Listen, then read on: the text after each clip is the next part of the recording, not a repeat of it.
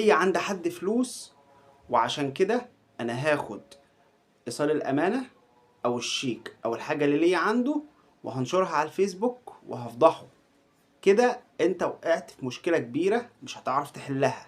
ما تحاولش بأي شكل من الأشكال إن أنت تاخد سواء صور ليه هو أو لعيلته أو لمراته أو لبنته، أو تطعن في شرفهم أو تقول عليه إن هو نصاب، أو إن أنت تستخدم أي وسيلة من الوسائل دي إن أنت تشهر بيه، علشان أنت ليك عنده حق. ليك عنده حق، خده بالقانون وارفع عليه جنحة خيانة أمانة بإيصال الأمانة اللي معاك، وتقدر تاخد حقك بيها. لكن علشان إن أنت تروح تنشر الحاجات دي، فبالتالي أنت بتحط نفسك تحت طائلة القانون.